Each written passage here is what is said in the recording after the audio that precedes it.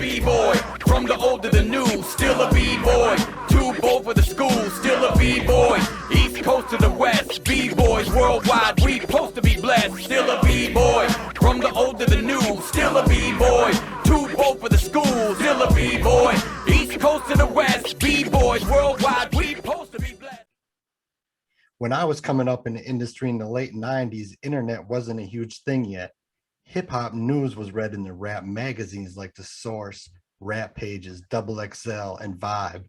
But a local act like myself and thousands more like me would never get a chance to appear in those magazines. But there was one hip-hop magazine that not only accepted the underground, they featured the underground.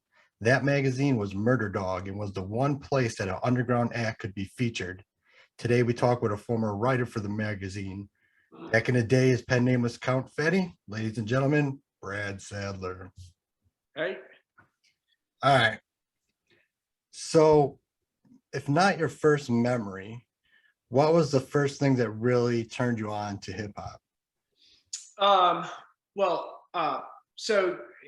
First memory, like I said before, was probably like third grade. It was We Want Some Pussy by 2 Live Crew, which, But every third grader should be listening to. Third or fourth grade, anyway. But what album got me to fall in love with hip hop? I see it in the background this time, is Dr. Dre's The Chronic.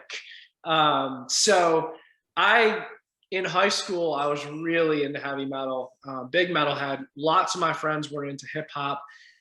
And mostly we would listen maybe to the Beastie Boys because we could at least agree on that. And my friend kept trying to get me to like hip hop. He made me a mixtape. And on that mixtape, there was Nothing But a G Thing, Will Smith's You Saw My Blinker Bitch, Will Smith's Summertime was also on that. And all three of those songs are just so catchy and good. And I listened to the mixtape and I was like, oh my gosh, I really like hip hop. And then I went out and got The Chronic, and it was to the races after that. So you're getting into hip hop. You talked about The Chronic. What were some of the first 2, 3, 4 groups that you really started getting on to? And you were in Michigan at the time, correct? Yeah. So that was okay. So when I got that mixtape, that was the summer before I went to college. My friend gave me that mixtape. So this was right before I went to college. I went to college, and at that point was just kind of like opening my mind to all these different hip hop acts like Cypress Hill, House of Pain, still loved the Beastie Boys. And my roommate was really into hip hop as well too. And he had 2 tapes from 2 local acts. He had a few tapes from local acts, but he had the tapes that I listened to was Esham's Judgment Night Volume 1. And he had a mixtape. It wasn't a mixtape. It was a demo cassette. It was dubbed. I don't think it was the original demo cassette, but it was dubbed from a Dayton Family mixtape. Only place I've ever had it was my roommate. It had like 12 songs on it. It had Flint Town, it had Dope Date Nav, Fantasy, and then a bunch of other songs. And he put that Dayton Family tape in for me, and I was blown away. It was so good. And then I think I kind of put in the Esham tapes and was like, oh my gosh, this is awesome. I liked Esham right away because I mentioned I was really into heavy metal. Black Sabbath is my favorite heavy metal band, and Esham would, sample these heavy metal acts. And then he had, I loved like dark, wicked lyrics. And Esham had all that. So that was awesome. And then Dayton Family, I just gravitate towards kind of the most extreme of whatever I'm listening to. And, that Dayton Family mixtape, I'm sure you haven't even heard half the songs that were on there, but there were some really violent songs on that tape. And they had a couple guys too who were on that tape that I never heard on anything else. I think maybe one of them got shot or one of them ended up in prison. that tape is actually on Discogs now. Someone has it with all the track lists, and that's the one that I had, and it's just a dub tape. But it was amazing, and I've never seen anyone else with it since. For people that don't know, the Dayton family, I mean, very underrated group. They're so talented, but like you said, they come hard. They're definitely hardcore rappers, but skilled. I mean, they all have such a great flow, shoestring, bootleg. They're very underrated. You know, a lot of people outside of the Midwest don't really know the Dane family, even though they did have a couple albums that were nationwide. I know the FBI one was on a major. I don't remember the label anymore. What's in My Mind, I think, was on a independent, and then it got re-released on that same, I think, the same label that FBI was. So you can find it in a couple places. Right. Because FBI was the one that had Esham on it. Correct. Right. And speaking of Esham, you know, I was a fan. I heard Booming Words from Hell was the first Esham I heard. And I was kind of like you. I was like, you know, I had like up to that, you know, in the 80s, I was liking the gangster rap, the Ice-T's, the NWAs. But this was something different. You know, it wasn't gangster rap. It was like, he's talking the craziest shit I ever heard in my life. And that's what gravitated me towards Esham. But looking back at it now in a different lens, you know, as someone in their mid 40s, looking back at those early tapes, it's actually amazing all the samples he used, all the, you know, layering of samples and stuff he did. It really sticks out more to me now than it did, you know, obviously when I was in high school, when I was first listening to these tapes. Yeah, there was a lot of hooks to Esham's music. He was a good rapper. He had a good lyrical content, way beyond his age, right? You listen to Booming Words, 13, 14 when he recorded that, and content in there is amazing. I mean, once I heard Judgment Night, I basically, anytime I went to a record store, I picked up Booming Words from Hell, picked up Kill the Fetus, then all the Nodus albums, right? Life After Death, Do You Believe in God, Blasphemy, you know, just amazing stuff. Yeah, that Kill the Fetus tape I wore out. I remember I could not see any writing on the tape, you know, because you flip it so much. Yep. That's my favorite Esham is definitely. Absolutely. Kill the Fetus, Blasphemy. I know you like Do You Believe in God? I think Do You Believe in God is my favorite, but Blasphemy is a good pick. I mean, I love Booyah. That's my favorite track on that one. Booyah is awesome. Yeah. And he had a couple songs in there. He had a live band on that Blasphemy album. I can't remember which ones now, but a couple of them had some live instrumentation as well too. So not only did he have awesome samples, and then of course he had he had the TNT and Mastermind who complimented him so well. Really love both those guys. Right. And speaking of Mastermind, he's coming on in January. So we're gonna have Mastermind on. I actually kind of have a Detroit 3-month thing coming up. I got Mastermind, I got Dice, I got Project Born, and who am I missing? Oh, I got Schizo out of Battle Creek. So nice. I kind of got this Michigan theme going the next couple months. Speaking of Dice, the 40 made me do. I don't think we talked about that one last time. I got the long box back there next to the Cop Killer RIA. Nice. It's funny you bring that up. I have that long box too, and I have the record. I have singles off the record. I used to have the record. I don't anymore. I love that record. I love that record. It's so good. So good. I put it up there against any Detroit rap album that came out. I think that is a stone cold classic. Way underrated. A lot of people really like his RLP release, which is really good. Yeah, Neighborhood Shit Talker is amazing. Yeah. But I like the 40 Made Me Do It better. I love that album.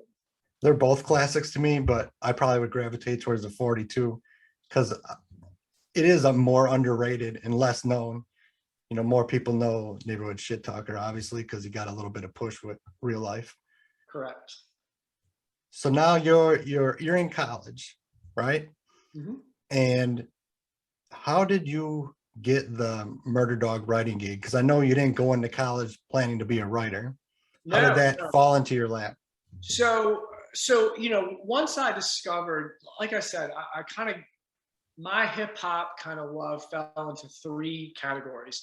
again, the most extreme. So I really, really enjoyed West Coast hip hop. So I was really big fan of Dog Pound, Snoop Dogg, Dr. Dre. Some point I discovered Houston area Rap-A-Lot labels, so Scarface, Bushwick, Ghetto Boys, all kind of, similar, and I'd say the Rap-A-Lot stuff was really similar to what was going on in Detroit. And then, of course, I just kind of dove into all the local Detroit acts. So my friend that made the mixtape for me, he also liked Esham, and I think he had the Boom and Red tape, because he'd been into hip hop a little longer than me. So he was so excited. So we'd go down to Detroit every chance we could get. We go to the record store, Record Time, or we go up on Dort Highway in Flint and go to Rock and Roll Records, I think it was Rock called. of Ages. Oh, Is Rock of Ages still in Livonia? So Rock of Ages down there, but there was Rock and Roller Records in Detroit, and then there was, in Flint, and then there was one that actually you could go through the drive-through. I think it was really? Rock and Roller Records. That's awesome. Yeah, they had a drive-through, and they had so much. They had a whole local section. So you could go in there. They had ICP, they had Esham, they had Kid Rock, they had like other people from Owasso and Saginaw, and it was then they also had like all the it was like it was a head shop as well too, so they had like bongs and all that stuff. And I'm telling you, and we didn't talk about this last time either, but I'm pretty sure that's the record store I went and saw ICP and Project Born when ICP signed to Jive, and they signed Project Born. But anyways, that shop got busted. You can still there's still news articles on the web about it. I don't know, sometime in the 90s. And I know that they still had a huge section of like Detroit rap stuff, probably in some police locker somewhere in Detroit. There's just a massive amount of like Detroit hip hop tapes from that Flint store that got busted. I think they were like selling drugs and stuff outside. That store was shady. But anyways, the point is, like, I immersed myself in this, and so of course, when there's no internet and you want to find the next best thing, you go and buy all the hip hop magazines, right? So we would buy The Source, we'd buy Rap Pages, we'd buy whatever, and at some point, moving towards the mid to late 90s, we found Murder Dog. And at that point, I'd moved past college. I was actually got my master's and was about to start medical school. So I was kind of progressing in my career, but I was in Detroit because I went to Wayne State to get my master's degree, which also really helped me I started going to the Detroit rap concerts, just kind of getting to know more and more about the scene. So anyways, being that my friend and I thought maybe we would do something like some kind of rap career, we decided one night to come up with some, rap names, because you can't be MC Brad or couldn't be MC Adam. You have to come up with some kind of cool name, right? So we were listening to Ice Cube, and I came up. There was a line in the song "Greed" where he says "counting Fetty." And I was like, hey, that's pretty cool, like if I change it, because we were really into like the horror stuff. So like Count Dracula, Count Fetty, it's kind of like a play on that. So I chose that name, and then he chose Mr. Skrillion, which I think is something from an Ice Cube song as well too. At that point, I'd never did anything in rap. I can't rap. I have zero ability to rap. My friend actually went on and did do a few. I remember it. Yeah, local cassette tapes. But anyways, we got Murder Dog, and so I wrote into Murder Dog. So I read in Murder Dog, some guy had wrote about the Detroit rap scene, said something about Esham and a red tape, but it was all kind of like jumbled information. And I was like, oh man, I'm gonna set this, this rap magazine. I'm gonna tell them what it's all about. And again, we loved Murder Dog, right? Because if you bought The Source, it was really kind of focused more on like East Coast hip hop. And at that point, I really was East Coast hip hop was really lyrical and it had a lot more to do with flow. And I really wasn't that wasn't what I was into hip hop for. I was really into hip hop more for kind of the extreme thing. I really liked the funk samples that West Coast and Detroit and the down south rappers were doing. It took me a long time to kind of get over to East, and there's nothing wrong with it, just it Right. wasn't what I was into at the time. So Murder Dog, you know, had all these underground rappers from the Midwest, from the West Coast, from down south. And it was a way to kind of learn about these people and find out who was making music and get it. So we would, like, as soon as Murder Dog came out, like, we would go and grab it and we'd spend all night reading it, listening to hip hop tunes. So anyways, I was like, I'm just going to write them an email and kind of set them straight on the history of Esham and Detroit rap. So I ended up writing this, you know, I guess it turned out to be long. If you look at my first article, it's essentially that email. And that's like 4 or 5 pages in that Murder Dog magazine. So I sent it off, and I didn't think anything of it. I'd written to The Source, I'd written to other rap magazines before, never got a reply. And not too much long later, I got an email back from one of the guys at Murder Dog, and he's like, "We love your article. We want to print your article, and we want to pay you." And, you know, I was like, what? And they're like, can we get some, you know, do you have these albums that you talk about? Can we get some, you know, photocopies of them so we can print your article with it? And I was like, okay, I'm flattered that you think this is an article. I'm flattered that you want to pay me. And much to my wife's chagrin, I turned them down on any money. I was like, look, I just love, and I love music to this day. I mean, you're on my Facebook, so you know, I pretty much try to only post about music because it's just a huge passion of mine. And I was like, I'm not going to take money for doing something that I love. Now, we were completely broke at the time. Yes, I was going to medical school. Yes, I was going to be a doctor, but my wife was in school. I was in school. We were living off loans. We had $0. It would have been great to get a little bit of extra money, but I took no money and wrote that article. They printed that article. And then they were like, hey, we got a great response from that. We want you to continue to write articles. And so I was like, cool. You know, it was my kind of break from medical school. Medical school was a grind. And I was like, yeah, I'll do it.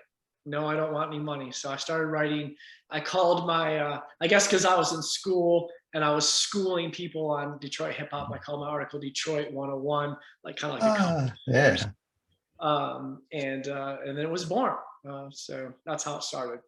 So, you know, the first time I saw later on when I was in Murder Dog, you know, it was almost cooler than if I would have been in The Source, because the Murder Dog I felt was, you know, more my peers or people I love than Wu-Tang Clan or Notorious B.I.G., even though they're all amazing, but it was just another level.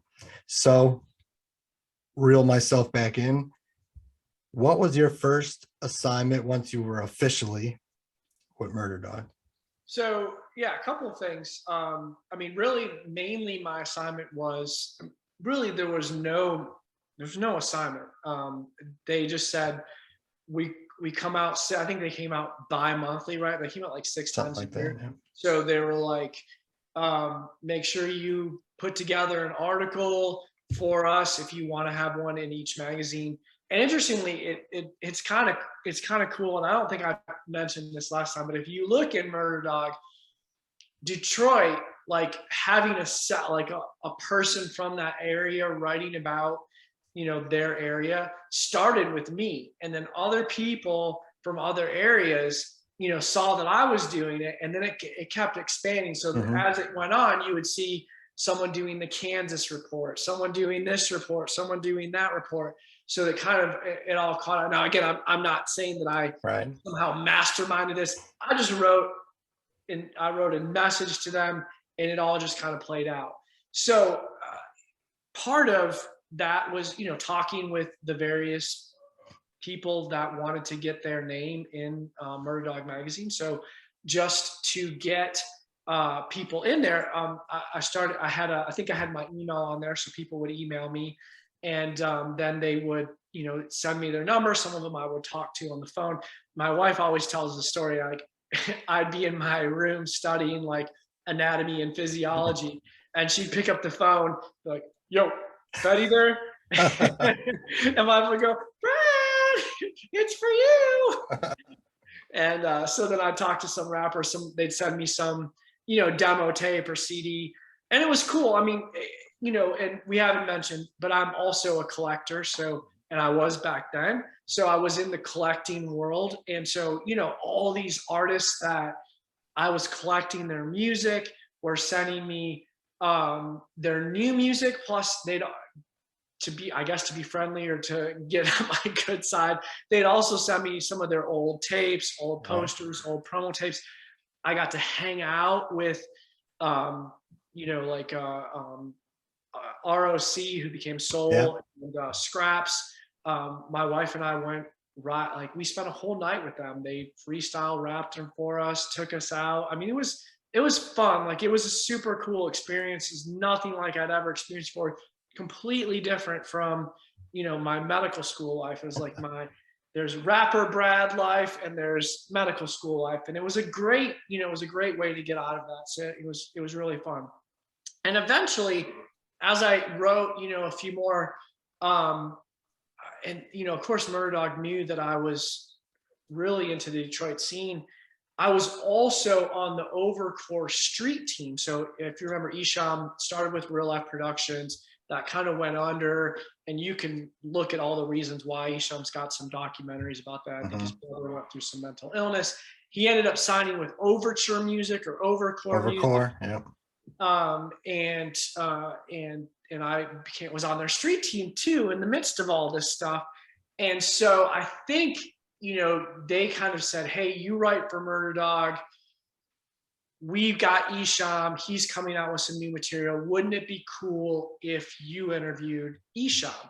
But my first assignment actually was to interview Ghetto E of the Dayton family, which actually went really well. I was really into bootleg and shoestring of the Dayton family, but they were like, hey, we just signed the Dayton family. Ghetto E's got a solo album coming out. Why don't you interview this guy? Went fine. Interviewed him. Wrote the article up, put it in Murder Dog, it went out. So that was really my first assignment. Then the second assignment was to interview Esham. Now, remember, I am 100% a fan. I'm not a real writer.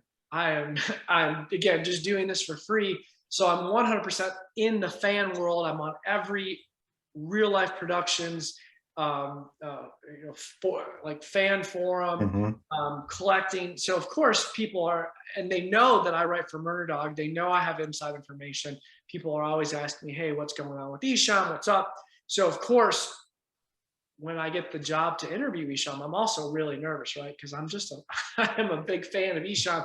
And, it doesn't matter that, Esham wasn't as big as Tupac or Snoop Dogg or Dr. Dre. But to me, Esham was as big as Snoop Dogg, Dr. Dre, Tupac, any of those guys. So I was nervous. So I went on the fan forums and said, hey, look, I've got this interview with Esham. What should I ask him? So everyone would list out their questions. Just like I see you have prepared questions for me, I had questions prepared for Esham, and took some of the questions that the fans wrote. So then after the interview, everyone wanted to read it. So I had no idea what I was doing. And this ended up being a wild interview, right? This was, Esham had on and off been, with and against the clown. So he was on Carnival of Carnage. I think he's on Beverly Kills. Chop. And then, he was doing Overcore, and he even I think he had a song with Violent J. On the what album is that? Tongues, right? It was Tongues, right? Tongues, yes. Yeah. So Tongues was the album that was. And this is why it's so wild. And I don't think I mentioned this last time, so this is good. Tongues was the album that was coming out. That's the one that Esham's doing an interview. So of course I'm asking him about Violent J and Insane Clown Posse, and for whatever reason, something had happened between them after they recorded the song, even though the song was coming out. And Esham basically kind of dissed Violent J. And so typed up this interview. Nobody edited it. It was just straight out of Esham's mouth to, and then I posted it in the fan forum. And man, it spread like wildfire, and not in a good way, right? So Right. it got back to Insane Clown Posse's management. It got to Overcore's management. Like, people were doing damage control. And then of course Murder Dog's like, hey, you did an interview representing us. That's exclusive to our magazine, and you go and like put it out in the internet. Like, you're not supposed to do that. Why did you do that? And, you know, looking at it now, That'd be so stupid. that was so stupid, Yeah. right? Like, but in the time, like, you know, I just wasn't thinking. And so anyways, I honestly don't even know if that interview ever got printed in Murder Dog. I know it got sent around the internet. I've heard from other people, you know, there's the guy Daniel Jordan who rapped with Esham later, like in the mid 2000s, Right. came up to me a couple years ago and was like, he's like, I want you to interview me. That interview you did with Esham was wild. I want a wild interview like that. And I was like, no, man, you don't understand. That was horrible. That was not good for me. That was not, and I had a lot of anxiety about the whole thing. Like, I felt really bad that I put that out there, that it caused such a problem between Violent J and Esham, and you know, so it was a huge mistake on my part. But turned out, you know, and now 20 years later, it's kind of cool now. Like, you know, I was kind of part of some music controversy. So, You know, their relationship, Esham and ICP, always seems to be up and down, because there's multiple projects where Esham's dissing him, and a year before that he was like rapping with him. So it's a weird, you know, I don't know the ins and outs of their relationship, but it seems to go up and down a lot. So that doesn't surprise me that same time he's releasing a project with him, he's dissing him. Yeah, he signed with Psychopathic. Yeah, he did. Yeah, he did Repentance and A1 Yola. And, yeah, A1 Yola. And then after that, he did. He put out Homie the Clown. It was a real rare one. I know, because they go for over $100. Because I had a couple and I sold one. But there's a song on there dissing ICP too. Yep. So yeah, they have a strange relationship. They absolutely do.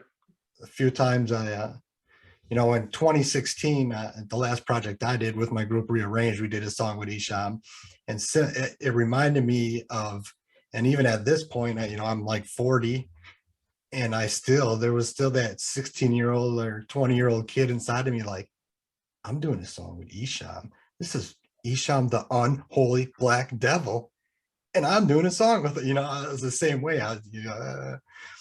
So even in my older age, it still was exciting, you know. Absolutely. Because it's Esham. And like you said, Esham was big in my world, like he was in your world. Yes, and to this day, I mean, if I was a rapper and I rapped and I had a song with Esham, that would be, in my mind, that would be huge, absolutely huge for sure. It was awesome. It was awesome for me. It was cool. So you did that crazy interview.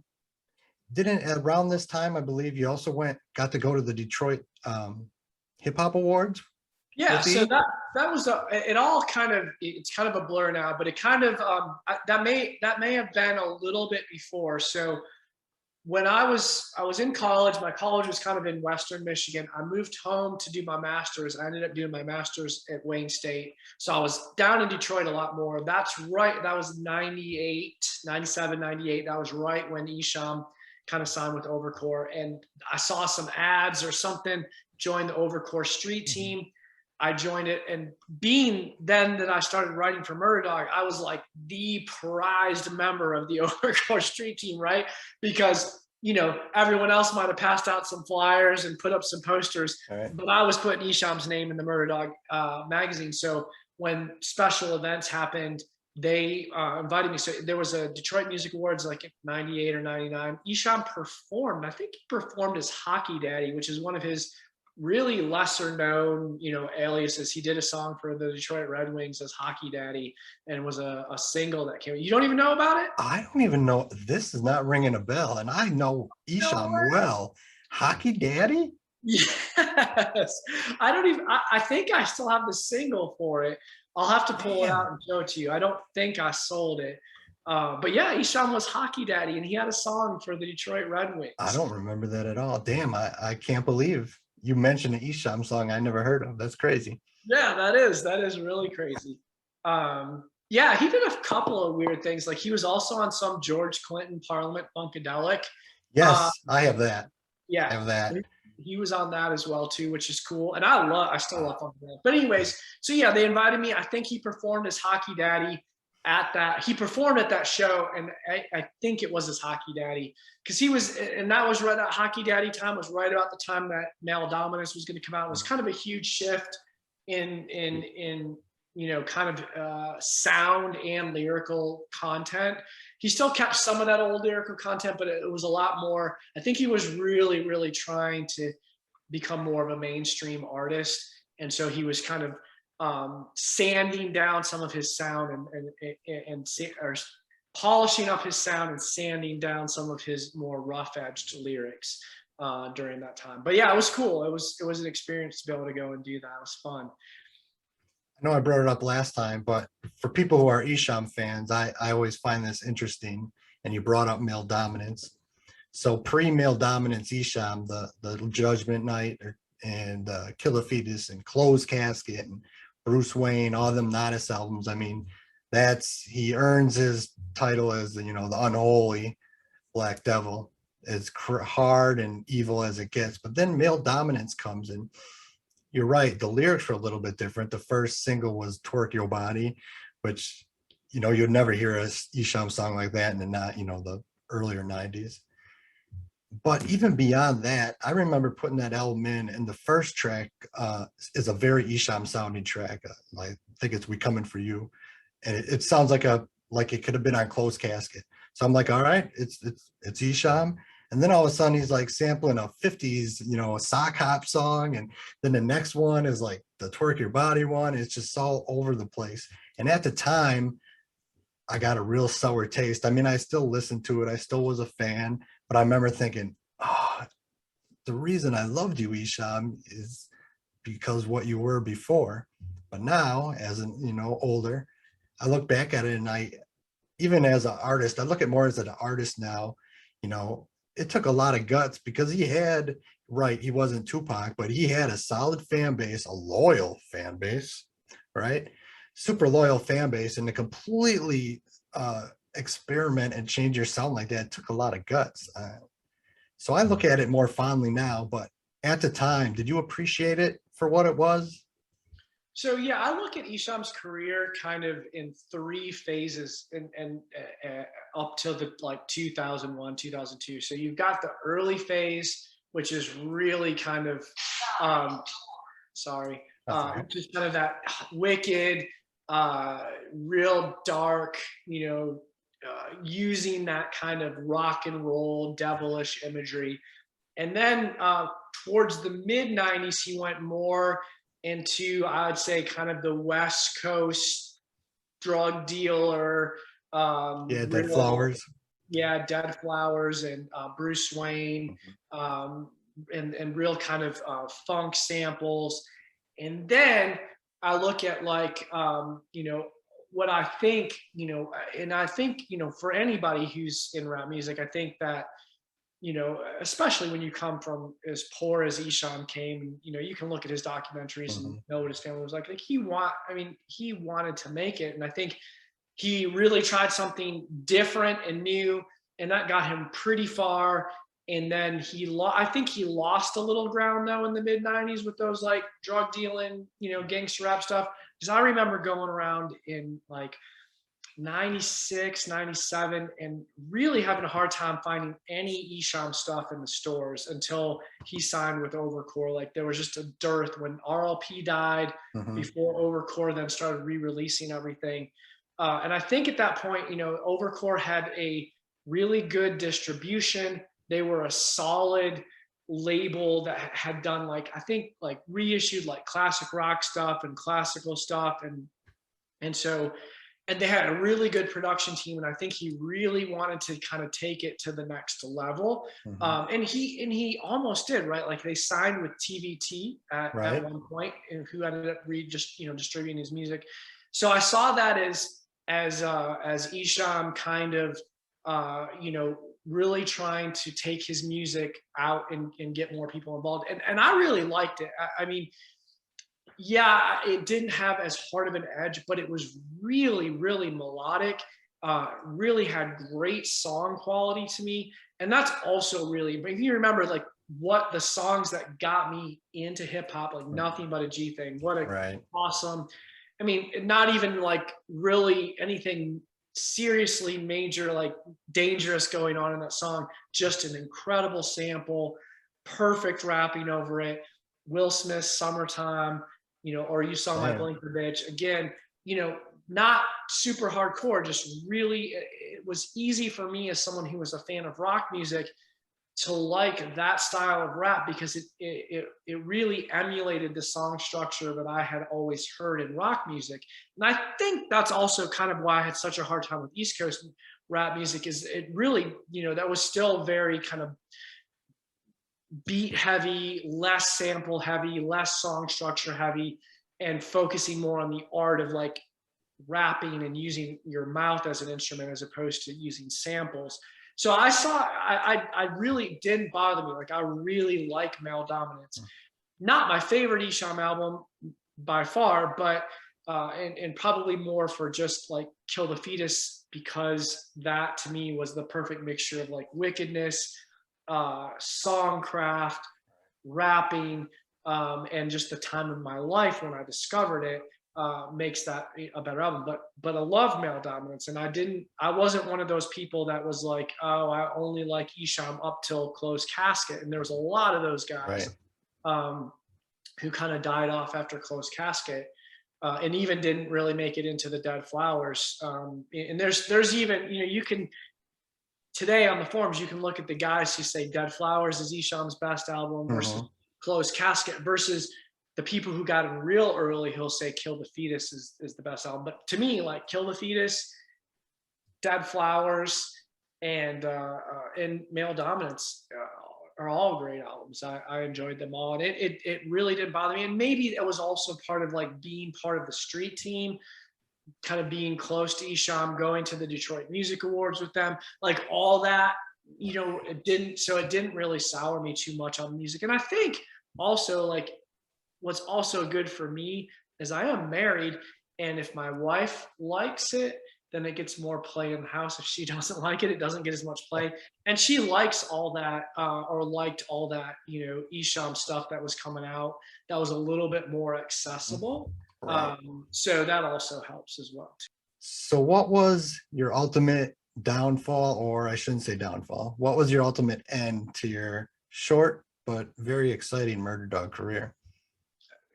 I would say downfall. I think that's the perfect word, and by no means am I offended by that. And so it was that Esham interview. After that happened, like I said, Murder Dog called me, and they were like, "Hey, we're not mad at you, but you shouldn't have done that.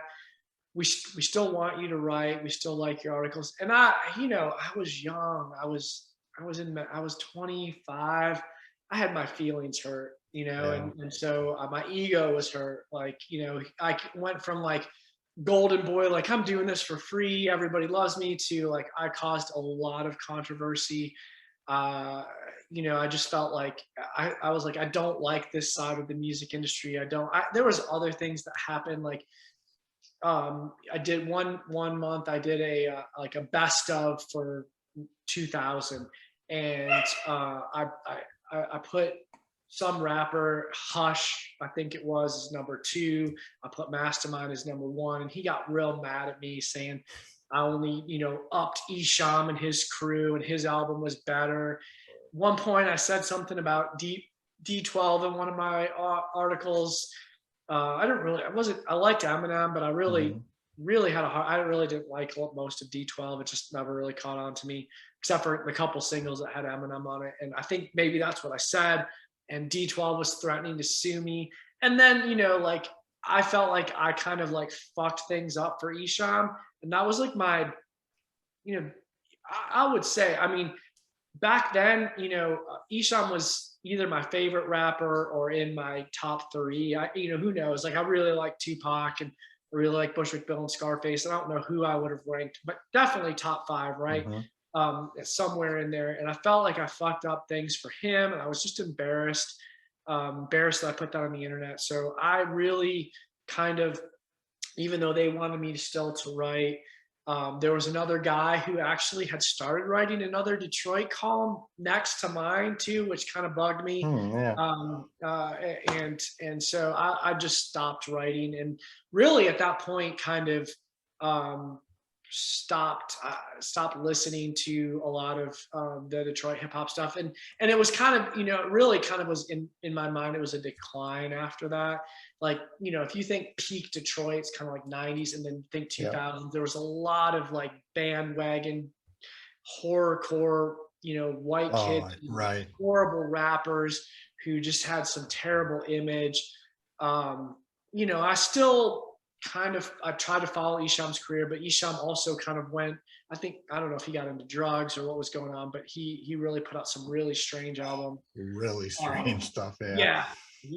And ICP, I still, you know, still listen to them a little bit, but I was like, you know, I just want to go back to being a fan, and really kind of moved away from myself in the record industry and doing all that. It kind of was like, okay, I've seen it, and it was an experience. It was cool. Like, I wouldn't take any of that away. Like, the things I got to do, I got to MC a show, I got to hang out with different rappers, talk to them on the phone, collect things. I got to interview rap artists, all these things that are like, hey, that's pretty fucking cool now that I look back on it. But at that time, I was just kind of like, I'm done. You know, I'm not getting paid for this. It doesn't make me feel good anymore.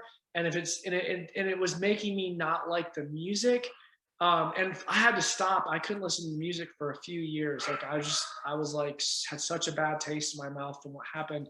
I really kind of backed away from it for a long time. Kind of wanted to distance yourself. Yeah, and for sure. And it wasn't anything Esham did, right? Like, right. I felt more, you know, I don't want Esham to listen to the show. Like, he didn't like me because, like, I don't think he did anything wrong. Like, he was raw and uncut, and it was me feeling bad, like maybe that I fucked something up for him. And so, you know, and then just a whole it was just soured, you know. But now I can go back and listen to those classic Esham albums and really enjoy them, and ICP. And I don't as much as I used to back then, but every once in a while I'll pull out one of those classic albums and you know, get in my memories for a little bit. You're right. Once the 2000s came, there was a lot of, you know, suburban white kids trying to be the next ICP and really trying to copy that formula. I mean, it was ridiculous how many people did it. Even now, I mean, I see underground rappers all the time who are, you know, clown this and they paint their face some certain way. It's like just totally biting it and think it's going to work for them, or that ICP will sign them.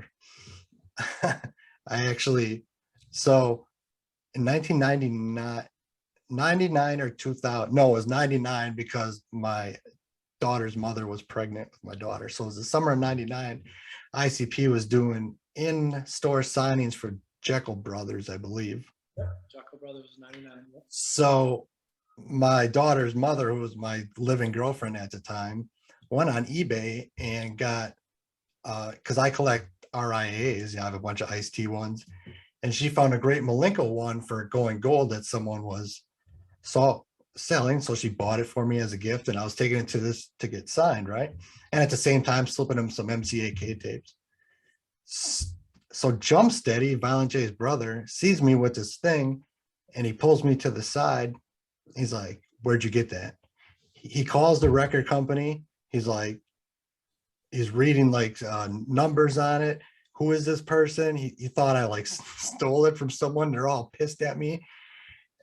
Shaggy doesn't really say much, but Jay comes because they waited till everyone came. Everyone got their autograph, and it's just me. And he's like, "So tell me, how'd you really get that?" And I'm like, "I got, I didn't have phones. I couldn't pull up eBay back then. I'm trying." They finally bought it and they signed it, but it was like, oh shit, I pissed them off so much. I just wanted to get this signed. Oh, so they're all pissed at me, and I go, by the way, here's my tape. Psychopathic never called me. Yeah, they probably weren't going to after that. Oh man, that's a bummer. Yeah, they thought I stole it from someone. That's wild. That's wild. Yeah, they probably didn't even know about eBay back then. It was just right. It was 99. And I was on eBay pretty early because I was trying to find all that, the Esham, the ICP stuff. I had all that. I was trying to grow my collection. Absolutely, same. That's a great segue because speaking of collections, you have an amazing, at least vinyl collection. I see it all the time. You mentioned before you've been collecting for years and years and years. What are some of your, this is a hip hop podcast, and I know you like more than just hip hop. So hip hop related, what are your top 2 or 3 favorite artifacts, vinyl? It doesn't even have to be vinyl, music related memorabilia. So yeah, and we didn't really talk much about it, but yeah, I am a huge fan of Rap-A-Lot Records. As much as I loved everything that was going on in the Detroit scene, I also discovered Rap-A-Lot about the same time, and I think that Rap-A-Lot put out some of the most amazing music. And I, kind of trying to figure out how I got into it. I think, when I first started listening to rap, like there was a couple like mixed cassettes that had some Ghetto Boy stuff on there. But my first memory is it was like 95, going into my local record store when I was in college and seeing Bushwick Bill's Phantom of the Rapper, and really just thinking, oh, this is cool. This looks like all the wicked Detroit rap that I like. So I ended up picking that up as kind of like my first Rap-A-Lot release, I'm pretty sure, and thinking this was fucking awesome. And then I went to Chicago and did an internship, I think like the next semester, not long after I picked that up. And then just kind of went through all these, I didn't do a lot of the internship, but I did a lot of record store shopping and started picking up a lot of Rap-A-Lot CDs in the used part of the record store, and started developing a love for the Ghetto Boys and Scarface, and kind of growing my collection there. Over the years, I have to say, as time has worn on, my favorite rapper, and I can't believe this shirt, like I had it on before. Usually if I wear a shirt, it's not being found I have so many band shirts, right? But I was able to find the shirt again. Like, I gotta rep Scarface. Scarface is by far my favorite rapper, and he has a book, which I think you said you read. Yes. And so I read the book, and being a collector, there was a really cool part in the book. So I already knew about him putting out a 12-inch as DJ Action that had the original Scarface song before he became Scarface, and that was on Shortstop Records, which was another kind of local Houston record label that ended up kind of like beefing a little bit with Rap-A-Lot, and Scarface jumped over to Rap-A-Lot after that. And I had that 12-inch, which is really, really rare. But anyways, so I thought that was the rarest Scarface record you could own. And I'm very happy to own that record, by the way. But so I'm reading the book, and before that, a couple years before that, Scarface put out another record under the DJ Action name, and he wanted to put out another 12-inch, and it was Big Time, and the flip side is DJ Action something. I'm totally blanking on it right now. It's like my favorite record too, which is stupid. But anyways, I'm reading in the book, Scarface pays to get this record pressed up, pays some guy comes back to him with a stack of 45s, and Scarface is like, no, man, no. He's like, rock guys have 7 inches and 45s, rap guys have 12 inches. And he like, I don't know what he does, and I don't know if he ever sold them or what. So of course, the first thing I do when I read that is like, fuck, I've got to have this record. So I get on the internet, Google like DJ Action Big Time, and found a couple of guys in Houston who were crate diggers, and they came across a few of these DJ Action 45s. I think they had about 5. I ended up buying 2 off of them, so I have 2 of them. And then they also had the test press, so 1 of 1 test press, Nice.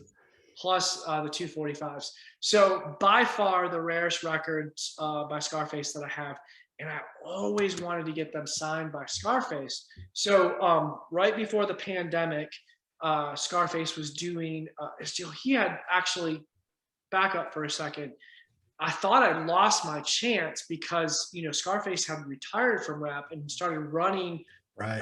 as a politician in a local like as a local councilman for some local suburb of Houston.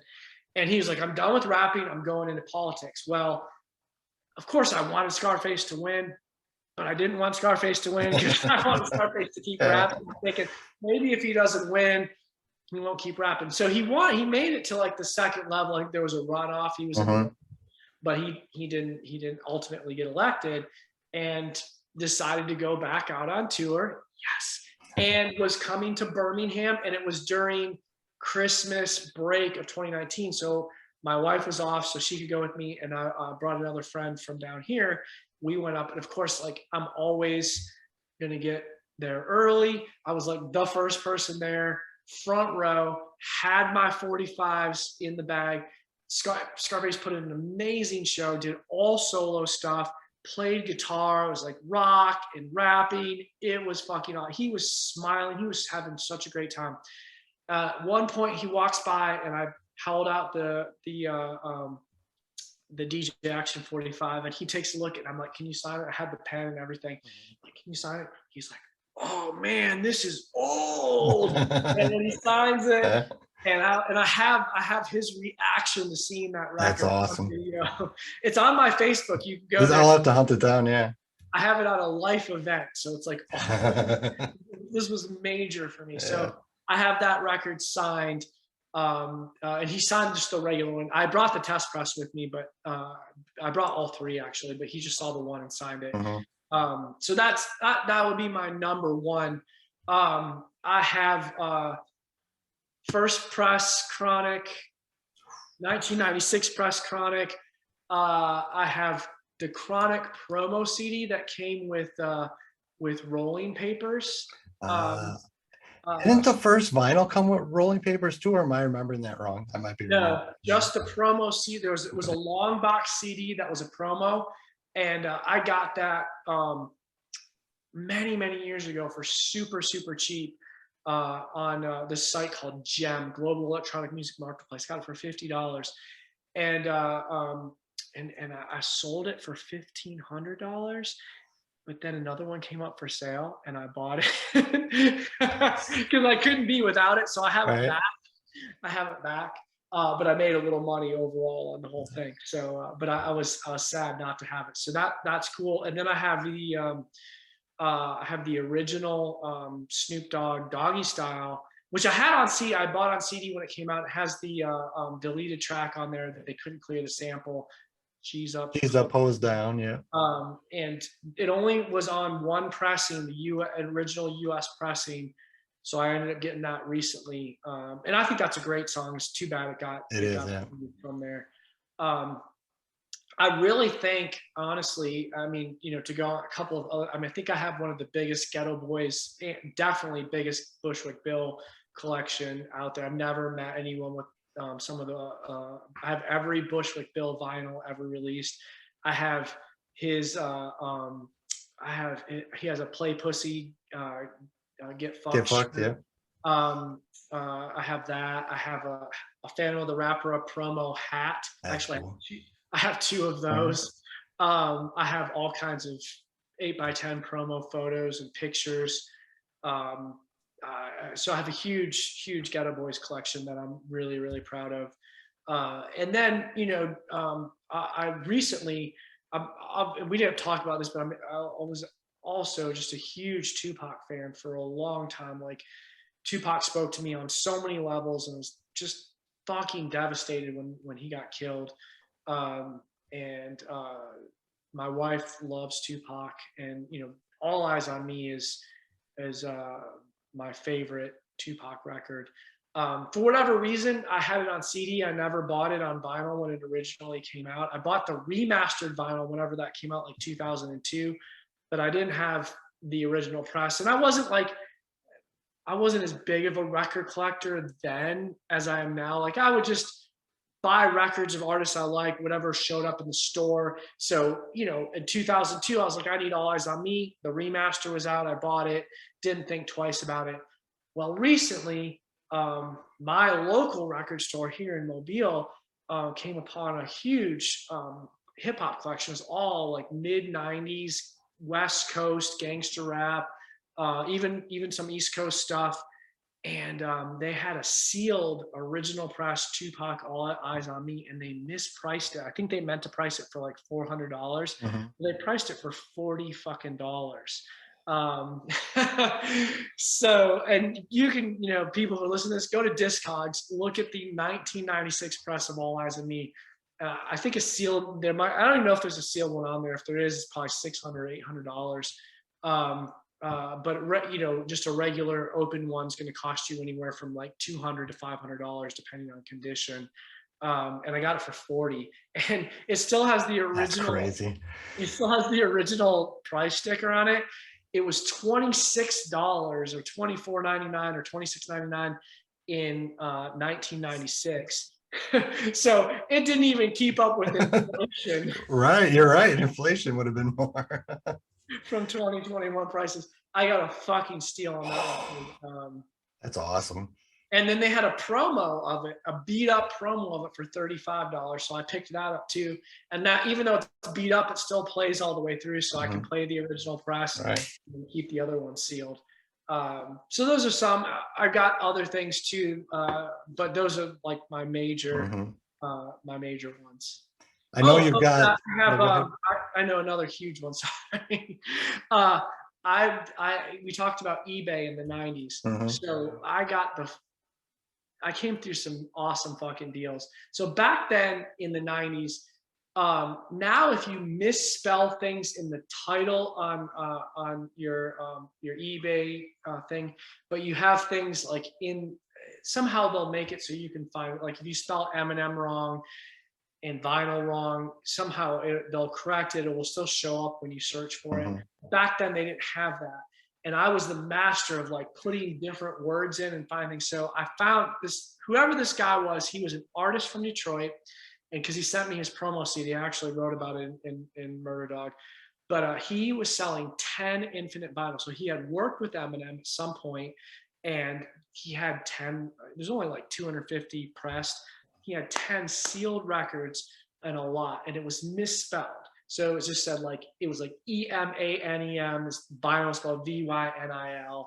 And maybe infinite was spelled right, and that's how I got it. When somehow I was able to find it. Bought this lot of records.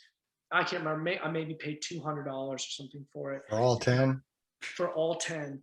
And Infinite was sold out pretty much when it came out. Like even when I got into Eminem was 98. Before he even, I was still seeing like Slim Shady EP in the store. I bought Slim Shady EP for $10. But you couldn't find Infinite. Gone. So right away, that was hard to get collector's item. I ended up getting 10 of those. Over the years, now this was 20 years ago, I sold them for $500 a piece, and I kept one. I kept an open one. I sold all the sealed one. I kind of regret, I should have kept, I did keep one sealed one and one open one for a long time, and then I wanted some more money, so I sold the other sealed one. I kept the open one so I could play it, but I do have an original Eminem Infinite, which is now a $3,000 to $4,000 record. Man, I wish I'd hung on to all those sealed ones. Damn. All those sealed ones, right? Craziness. I actually also got about 10 Soul Intent tapes. If you remember that before Infinite, Eminem was Soul Intent. And this was when he was palling around with like Champtown. So he did a couple things with Champtown. And then he got into a fight with Champtown and put out this little single called Soul Intent. It's got like songs called Backstabber, which is a diss on Champtown. I remember Backstabber, yeah. Yeah. So that cassette, I got about 10 of those indirectly from Eminem's mom. She yeah, this is a crazy story. So this is another eBay story. Auction house. So again, even 20 years ago, the most collectible Eminem stuff, Infinite, Soul Intent, everybody wanted those too. Auction house comes up, auctions off. It says, we have got from Debbie Mathers, came across a box of Soul Intent tapes, and we have them. We're going to auction them off one by one. So the eBay auction went through. I don't remember what it went for. Maybe it was like $100, $150, but I was outbid. But I contacted the guy who was selling. I just sent him an email. I was like, hey, I'm a huge Eminem fan. Really interested in just, can we just make a side deal? And he was like, oh man, he's like, I can't. He's like, we kind of have these were given to us on consignment from Debbie Mathers. And, we don't know where she is, but we can't sell anything till we hear from her. And he's like, if we hear from her and she's okay, I will sell you, these tapes. So, and I've always been a collector. So I'm just like, okay, I'll just keep checking back. So I kept emailing the guy back. And finally, I don't know how long it was, 6 months, a year. He was like, you know what? We can't get a hold of Debbie Mathers. We have these tapes sitting here. He's like, I can't he couldn't put them out in like a public auction because, whatever. So he's like, I'll sell them to you. Sold me however many of these tapes there were for $75 a piece. And I got about another 10 Soul Intent tapes. So not only did I sell my Eminem Infinite records for $500 a piece, I also sold every single one of I think I saved one for a long time, and then I ended up selling later when I sold more stuff, but I sold those for about anywhere from $250 to $500 a piece as well. So I've had some really cool, fun, awesome collectibles in the Detroit rap world. I had all the ICP stuff. I had Basement Cuts. The original Basement Cuts? I had the original. I never had that. I had Dog Beats tape. That was as rare as I had. I am kind of a legend, still among ICP fans. So I went to the first two gatherings, and so again, how I got all kinds of stuff off eBay. Guy puts up Basement Cuts on eBay, $500 for the tape. Again, the most sought after ICP thing. And he got it in a card game with Violent J. He was playing cards with Violent J and Shaggy, and one that this is before they were bigger. He just won. They threw their tape in the pot to whatever. He had it. Once ICP blew up, he sold it. So I had to ask the wife about that when I was like 500. I know it's a lot of money. I mean, $500 back then. So I had it, and of course, I like to get things signed. I went to the first gathering, and Violent J and it was Shaggy and Alex Abyss had they had little group meetings you could go to, and you could do like a question and answer. And it was like they only let like 30 people in. So Shaggy's talking, and you can ask questions. And so I raised my hand, and I'm like, hey, and I go, what if I produce a Basement Cuts? And Shaggy goes. He looks at me, he goes, produce Basement Cuts? He goes, you didn't produce Basement Cuts. And I go, no. What if I produce Basement Cuts? Will you sign it for me? And I pull it out, and literally jaws drop on the floor, including Shaggy's. He's like, holy shit, you have Basement Cuts. So he signed it. Alex Abyss signed it. And I can talk to ICP fans today that were in that meeting. They're like, you were fucking legend pulling that thing out and showing. That's awesome. So those are some of I've since sold it. I've heard that Basement Cuts is sold for $4,000-$5,000 in private sales since then. Hugely collectible. That wouldn't surprise me. No. Do you ever look back and wish you could, I did the same thing. I sold things I wish I would have kept, but at the time, money meant more to me than the items. We used. I sold a lot of my Detroit hip hop stuff when I moved here, and I ended up selling about $40,000 worth of stuff. And it was half of our house down payment for our house. That's a big deal. So I don't regret any of it. I kept a few things of each artist that I really love. Like I have an Infinite promo poster that I got from Mark Kemp when I was writing for Murder Dog, and I kept the Infinite vinyl. I'm still a huge fan of Eminem. I have a few ICP things that I kept. I've actually never sold any of my Kid Rock stuff. I still have like crazy rare Kid Rock stuff, but I don't even like Kid Rock anymore. You can get with this, or you can get with that. I think they'd want any of that. They wouldn't want that stuff, yeah. Exactly. All right, I'll quick do the this or that game. I'm gonna give you 2 albums. Pick the better one in your opinion.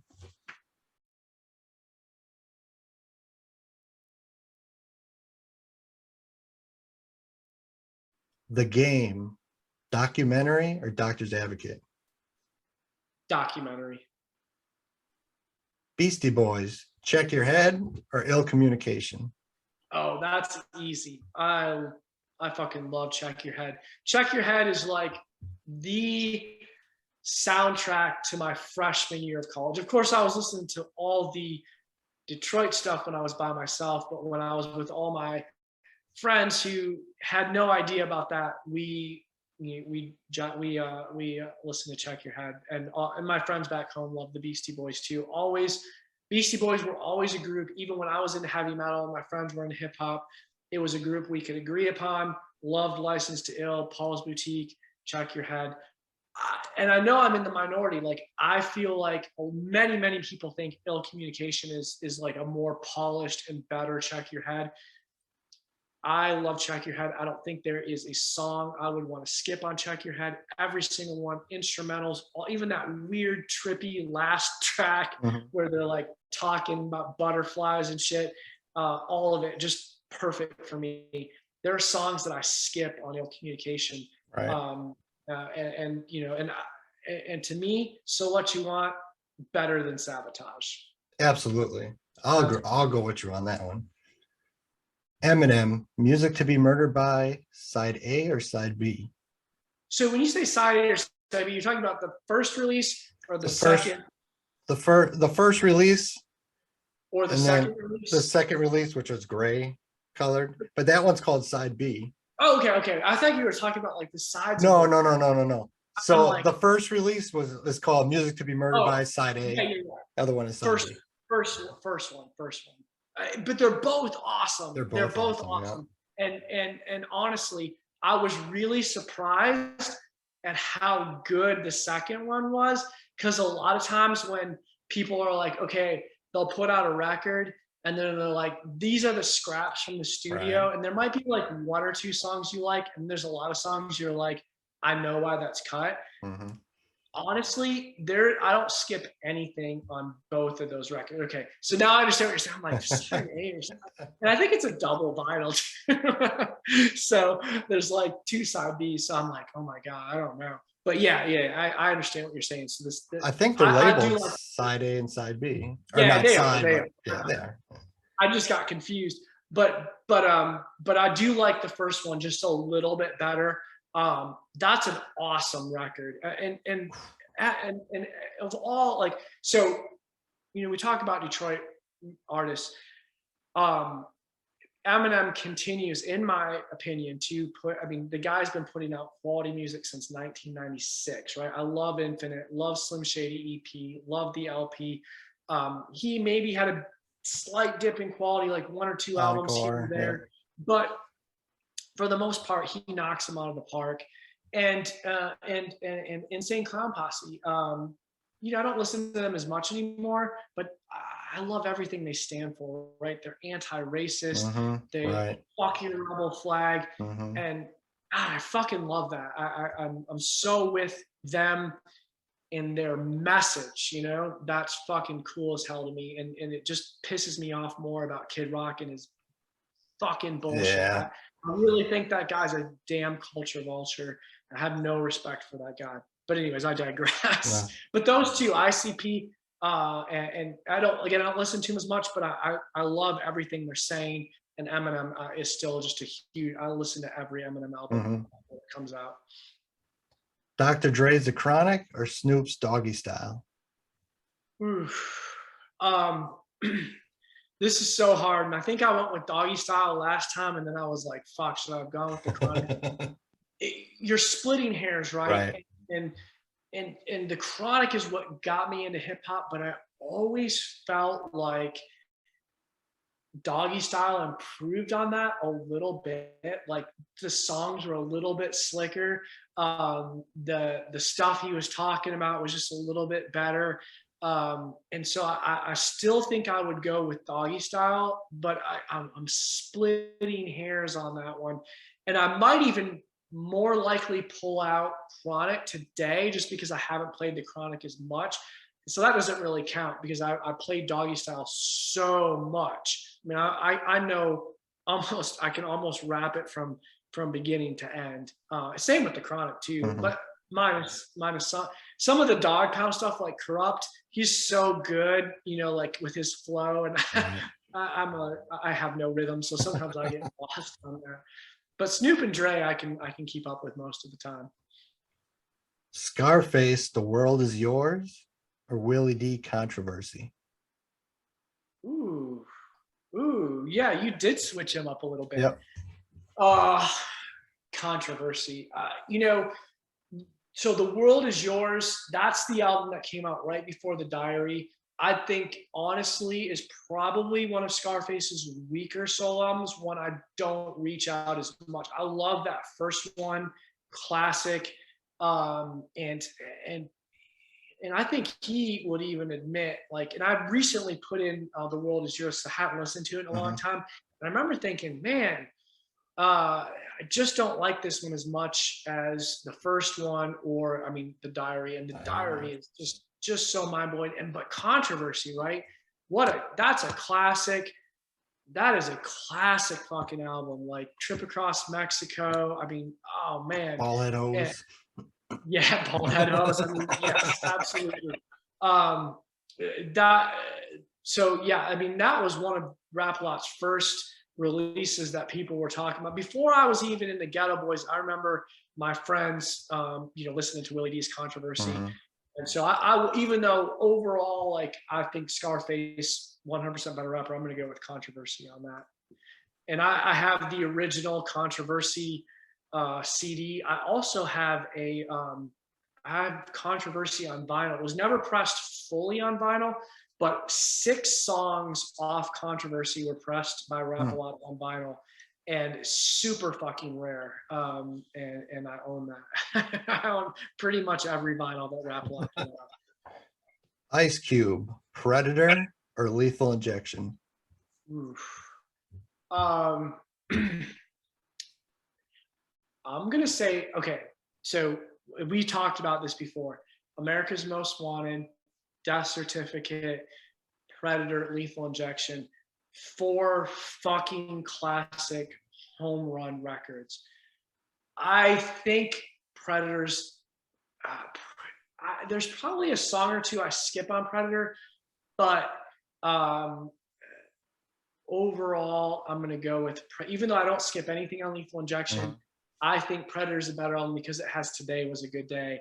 And that song is, fuck, that song is so good. So like when I think of the best hip hop songs ever made, right? Nothing But a G Thing, My Mind's Playing Tricks on Me, and Today Was a Good Day. And I guess that should mean I should pick the Chronic over Doggy Style, but I'm still picking Doggy Style. But go with me. I have no logic other than I'm saying the Predator. And there's a couple other just bangers on the Predator that are so fucking good. I'm going with that. But I do like Lethal Injection all the way through. I don't skip anything, but they just don't, there's just the awesome songs in the Predator make it win. over Lethal Injection. My alarm clock every morning is "Today was a good day." Oh, that's I got two soundtracks for you: the Friday soundtrack or the Trespass soundtrack. Trespass, easy. Nice. So Friday has one of my favorite hip hop songs of all time, "Keep Your Heads Ringing" by Dr. Dre. The song Friday, it has the Scarface song. I think is it Scarface? Friday Night. Yeah, yes, and it has CJ Mack on there, who's also a real underrated guy who's on rap a lot with some West Coast stuff. But there's also some kind of cheesy R&B songs that kind of skip. Fucking Trespass soundtrack. We talked about that, right? Yep. I love the song Trespass, Ice-T and Ice Cube together. Just a killer song. And that one has that Quick Way Out by Dub C and the Circle, which is awesome. And you know, after the interview, I was like, I didn't even mention Penthouse Players Click. That song is also on the Trespass soundtrack. Yeah, I'm a play. I love Penthouse Players Click. I have that record too. Their first record is so on vinyl. I have the CD, but I don't have the vinyl. Yeah. Actually, Eazy-E's on that because it was put out by Ruthless. Yes. Yeah. It's put out by Ruthless. Yeah, Ruthless. You know, Ruthless. We need to mention Eazy-E and Ruthless. I went back, so you know, I saw some interviews with Snoop Dogg where he talked about Love and NWA, and I remember one where they were like, before the interview, Snoop's rapping along to all the NWA songs. I'm like, fuck, I got into rap after NWA, right? I got into it really with the Chronic, so I had to go back and relearn about NWA. I didn't listen to that stuff when it came out, but I love Straight Outta Compton. I love For Life. But interestingly, for a long time, I didn't like Eazy-E, right? Because I listened to the Chronic and I was like, Eazy-E's a bitch, you know? Right? Yeah. And people kept saying to me, like, Eazy Does It's classic album, Eazy Does It's classic. Yeah. And at some point in the 90s, I bought Eazy Does It on CD, and man, that is a great album. Such a good album. Top 5 hip hop album for me. And one I still pull out, which I also have I have that on original press vinyl, original UK press vinyl. I have the original German press vinyl of it. I love that album. Love that album. Kanye West, College Dropout or Late Registration? Then I have a follow-up question. You asked me that last time. So I went with, I like College Dropout, but I think, and I'll let you give you the follow-up question. I won't get, if you're going to ask me about the one album I really like. No, it's not. Okay. So I think Kanye got better with every single album, minus 808 Heartbreak. So College Dropout's great. Late Registration's even better. Graduation is almost there, right? Almost a perfect album. And then, and I know you don't know or don't like My Beautiful Dark Twisted Fantasy. I did not. Okay, so again, Kanye is another one where I did not like Kanye. I didn't like his ego. And also, I always, like I told you, I kind of gravitated towards the extreme. And people were always like, listen to Kanye. I was like, Kanye's touring with U2. Like, that seems so, like, he's not going to be the kind of artist that I like. Even though Kanye worked with Scarface on The Fix, which was awesome. And I loved the beats that he did for that album. And interestingly, there's a cool Rap-A-Lot, Kanye connection because oh God, I'm gonna blank on his name too. He he did all the music for all those early Rap-A-Lot records, and then he met Kanye when Kanye did the Fix album, when Kanye was on Def Jam, and ended up working with No ID. Kanye. What's that? No, it's not No ID. He's a white guy. Oh my gosh. Trying to think what his Mike Dean. Okay. Yeah. He's all over every one of those classic Ghetto Boys, starting like '93 on him, N.O. Joe, and Mike Dean. I mean, that Mike Dean is a fucking genius, right? Like, that guy did all. He is the sound of the South. I think he was a rock guy prior to coming to rap a lot. So he brought that musical structure. Then he hooked up with Kanye. Go look at every great Kanye album. It's got Mike Dean's on there. Anyways, so people kept telling me, listen to Kanye, listen to Kanye. I don't know what it was. I listened to a song off My Beautiful Dark Twisted Fantasy. I was like, holy shit, this is fucking incredible. That album is also in my top 5. That is a perfect hip hop album to me. Then I went back and got all the other old Kanye albums and was like, wow, I totally kicked myself for not liking Kanye for many years. And I was a die-hard Kanye guy. And no matter how wild, whatever he said in the public, until recently, I finally gave up. Like, perfect timing. So now we're going to do current events. Did I see Kanye West, Marilyn Manson, and Justin Bieber did like a Praying Circle pay-per-view? Yes. So I can deal with weird Kanye, right? Like once I became a Kanye fan, and I would fight anybody. I was like, look, man, get past his ego, whatever wild shit he's saying. This guy's a genius. He puts out awesome music. And if he was still putting out awesome music, I would be right there. But, and he had it, even after My Beautiful Dark Twisted Fantasy. Yeezus is great.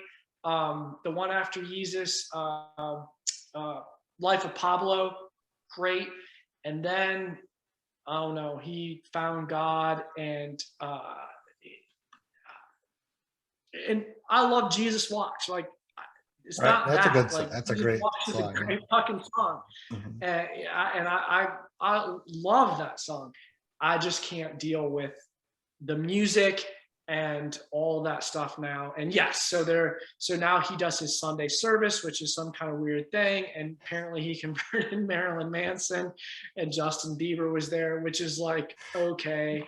I do like Marilyn Manson. I'm a big fan of his music. I know he's been in the news lately for some kind of bad things. Yeah, apparently treats women terribly, or which is horrible. And I'm not promoting that, but try to separate the art from the artist as much as I can. But apparently he's found God through Kanye. So wow. Okay. So I gotta rock one for you, because I'm 95% hip hop, but there's a few rock things I actually like for back in the day.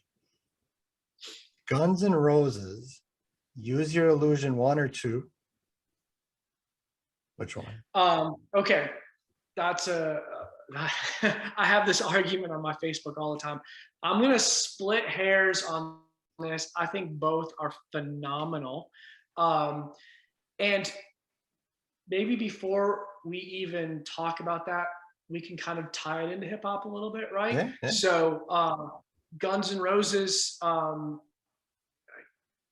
they had that really controversial song, One in a Million, where they used the N-word in there, and got in the news, kind of really bad. And actually, if you listen to the Ghetto Boys, We Can't Be Stopped, that first song where they say they wouldn't press, the manufacturers wouldn't press our disc, but they pressed Guns N' Roses shit, which is in relation to that.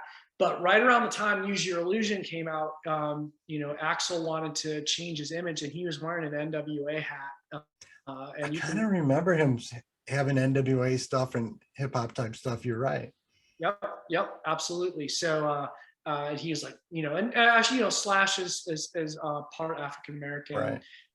I don't think Axl is racist, but certainly was not. That song had lots of things that were not good in it.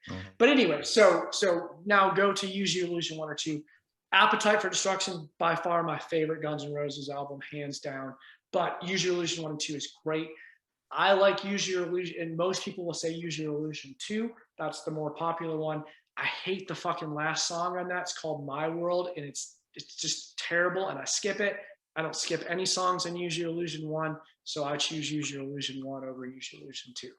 Then my follow-up was, if you take Use Your Illusion 1 and 2, make them one album, could that go up against Appetite for Destruction? No. No, Appetite for Destruction is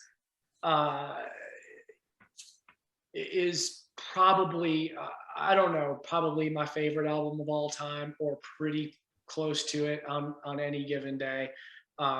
These things change, but it's up Right. there. I've liked that album since I was in 7th grade. So that was a pretty fucking long time ago. I know I kept you longer than usual, but if you got a few more minutes, I'll do some couple rapid fire, and then I'll let you go. DJ Quick. This is like the first thing that comes. First thing comes to your mind. Yeah, I'm sorry. Okay, yeah, I'm glad you brought up DJ Quick. Huge DJ Quick fan. Been a DJ Quick fan since the '90s, and I think he's another guy that continues to put out awesome, high quality music. The last thing he did with Trouble was the Rosecrans EP was incredible. Have you heard it? Yeah, I haven't. Yeah, I get every DJ Quick album. Yeah. Okay, good. Yeah, I'm a huge fan of DJ Quick. He's a guy. I don't think he got as popular. I mean, people know DJ Quick, like he did the beats on some Tupac albums. He had a couple, like Tonight, I think was a big song of his, but he never was like stratospheric popular, and I think he should have been.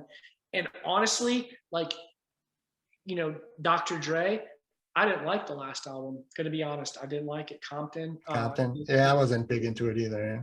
But DJ Quick, everything that guy puts out, Book of David, Rosecrans, every album, Rhythmalism, all of those albums are so good. I mean, the guy just really knows how to make quality sounding music. Yeah. He even kind of he's making hip hop, but he's such a great musician, has such a good ear. His production's amazing. Absolutely. And one thing as a collector I've not been able to get, apparently he had a demo tape. Is that the red tape? Yes. You have it? No. I wish I did though, but I know about it. Yeah. Fuck. The red tape, yeah. It's not on Discogs. It's like, it's legendary. It's legendary, right? And I want it so bad. No, I wish I had it. I don't. So that lots of things come to my mind when you say DJ Quick. Twisted. Okay. So here, Twisted. I fucking love Most Tasteless. Honestly, Most Tasteless could be my favorite thing Psychopathic ever put out. The original one, or the one where they added those couple extra, like Hound Dog? I love those couple extra songs, so I'm gonna go with I hated the artwork. I loved the original artwork. I hate that fucking comic book artwork. I know those guys are big comic book guys, but those 3 songs they added were fucking stellar. So I love that major label, Most Tasteless, but I love the look of that original with the wizard hoodies. Like, to me, that's just more wicked than some comic book shit. And I, quite like Snoop Dogg was never able to like recapture Doggy Style. I kind of feel like, Twisted was never able to capture Most Tasteless. Freak Show was pretty good, and then, and I listened to their latest album. Their latest album's a rock album. Actually saw them live in Detroit just a couple months ago, and had them sound. I actually like. I don't know how much I'll listen to it, but I actually did kind of like their rock album. It was catchy. First time I didn't really like it. Then I listened to it like 2 or 3 more times, and I was like, yeah, it's kind of catchy. But and them is House of Crazies too. By the way, I think I saw House of Crazies' first concert ever. They opened for Nodus on the Blasphemy tour in 1994. They were handing out flyers for Homebound at that Homebound had just come out, I think, and they were handing out flyers for like their double album called Season of the Pumpkin gonna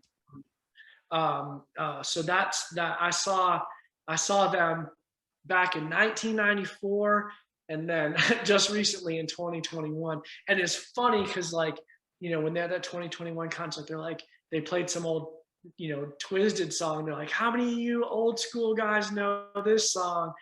And it was something off Most Tasteless, I think. And I kind of bumped my wife. I was like, it's like, And then they were like, has anyone ever seen Twisted in concert before? And like, a bunch of people's hands went up. They had never seen him because it was a rock crowd. Yeah. And I hit my mic. I was like, I saw them fuckers in 1994. So their new album is just straight rock. There's not hip hop. They're not rapping over it. A little bit. It's very rock though, Yeah. super rock. Lord Finesse. Yeah, this is the Digging in the Crates guy, right? I just picked up his album, and that was a recent find. I don't think I'd ever really listened to him before, but I told you my local store got all these hip hops in there, or hip hop records in there, and I grabbed it and I really liked it. I really dug it. I love that. Back in the 90s, I had like, I was really into House of Pain, and I think on the third House of Pain album, or the second, I can't remember which one now, but Diamond D, who's also a part of that Digging in the Crates crew, he was on one of those albums, and I really liked Diamond D as well too. So when I like got that Lord Finesse album, I always Google, and like I like to learn. Like, I think this is part of what makes me a collector, because I like to learn about like the albums and what came out before them and who they're associated with. And I saw that he was associated with Diamond D and the Digging in the Crates crew. And I was like, oh yeah, that's why I like this guy. It's real melodic, and it's got good samples and stuff in it for East Coast rap. So I was like, oh, I kind of missed out on that in the 90s. But I can't remember which album I picked up now, but my records are a disaster. I have to sort through them. But when I could find it, I was listening to it, and it was awesome. E40. Oh yeah, so I really like E40. First heard E40 on Tupac's All Eyes on Me, and bought a couple albums back in the 90s, but never really caught on until more recently, like 2010, 2011. He had that song Questions. You remember that song where he like asked a question and he answered it with a yes or a no or something like that? I don't remember that. I must have forgotten. It might not be Questions. I can't remember the name. I think it's called Questions, but it was actually like a really big hit. And I started buying I think, about E40, like a lot of his albums are super long. They're like triple LPs, and they take a lot of time to get through. And sometimes there's a lot of, in my opinion, filler. Yeah, I would buy an E40 like greatest hits, and I would love that greatest hits album. But a lot of his albums do have a lot of filler, I think. And he's like, as far as like coming up with new hip hop lingo, he was always on the forefront of that. Cool, just a cool guy to like read about in interviews and stuff like that. So I have a lot of respect for E40. But again, I just would kind of, if I was somebody in his life, I'd like pare down. I'm really, because I'm busy and I work a lot, I really like short, sweet albums that don't take a lot of time to get through. Some of these hip hop double, triple CDs with 30, 40 songs, I look at that and go, my God, like, please, I don't have time to get through all that. Give me 8 to 10 songs. I'm good. Nicki Minaj. I think I have a record of hers. So I went through a little Cash Money phase. Really? Yeah. I love Lil Wayne, and Drake. We talked about a little bit last time. Found him because he was on. There's a weird story with him. He signed to Rap a Lot. It was Jay Prince's daughter who brought Drake's mixtape to him and said, "This guy's going to be huge. Sign him." He ended up on a Bun B album. The song he does with Bun B is incredible. And if you haven't heard it, fucking check it out. It's great. And so I was always kind of following Drake's career for a long time. Liked a lot of his, loved the EP. First couple albums that he put out were awesome. Was really into Lil Wayne I was huge into Lil Wayne in the mid 2000s. Carter 2 is awesome. Carter 3 is incredible. I love the Carter 4. And then Lil Wayne had he has so many awesome mixtapes. Like that guy, he would put out, in my opinion, fucking amazing. Some of his mixtapes were better than his albums. And so I followed all that. Nicki Minaj was on Cash Money, I think, right? Yeah. Yeah. So I followed all that. And I think I got one of her albums. I wasn't like, and she kills it on Kanye's My Beautiful Dark Twisted Fantasy. Monster. The Monster song. With Jay-Z. I like that song. Yeah. And so I like her. I try to like women in hip hop. There's not a lot. Like I love Lady of Rage, Salt and Peppa. Did you ever listen to Conscious Daughters? Do you know them? Yeah, I think I have a cassette single of them. Because that's like hardcore gangster West Coast, but they're females. It's like they're harder than some of the men's gangster rap. You should check it out if you don't remember it. Wow. I think I might not have. I might have that cassette tape, and I might have thought it was some kind of like like backpack rap because it was. No, it's hardcore gangster rap. Oh, okay, I'm gonna check it out. It's great. Yeah. Gangsta Nip. Yeah, really like Gangsta Nip. One of the, he'll tell you he started horrorcore. He said all the time he argues that. Yeah. And I love his early albums. He ghost wrote for Bushwick on a couple of things. So one of those early Rap-A-Lot guys that I really dug. And I don't know that he doesn't have any vinyl, but I know I definitely have all the Rap-A-Lot Gangsta Nip CDs. Mm-hmm. Couple more. AMG. Yeah, we talked about this last time. I love Bitch Better Have My Money. And he was with DJ Quick for a little while as well too. I think they did stuff together and they kind of got into a beef, I think. And then I recently bought a single from my record. The cover was hot. They gave it to me for free, so it was that was strictly bought because of the cover. But yeah, I respect him. He's a good rapper. Kid Rock.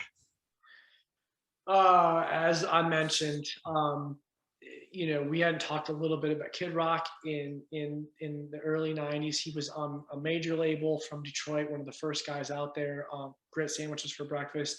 That record was produced with the Beast Crew, so that was Doc Round C and the Black Man, who I'm still friends with on Facebook to this day. Those are some cool motherfuckers. Mm-hmm. They gave Kid Rock his start, his career, helped him out, and he kind of dissed him. And that's a really rare tape I have. They once he kind of got rid of them, they put out a tape called the Kid Rock Group, He Don't Want Us No More. I've heard of that. I never had it, but I've heard of it. Yeah. And they put out some demos that they still had with them and Kid Rock rapping, and then they had a bunch of solo records as well too. But Kid Rock through the 90s, man, he was all in the hip hop scene. We used to go see him. I saw him live so many fucking times. I remember paying $5 for a show in '96 when Early Morning Stone Pimp came out. Great album.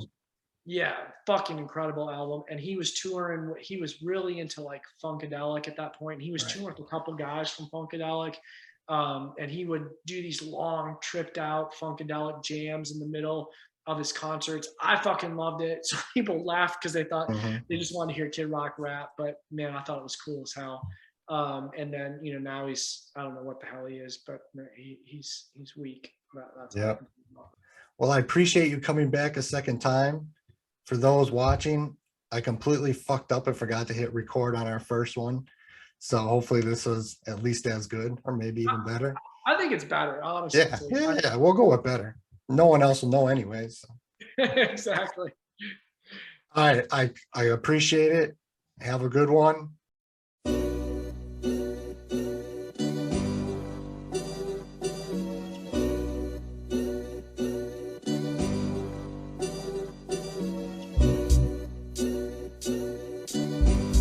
Yo, Surreal the MC, rearrange, yo.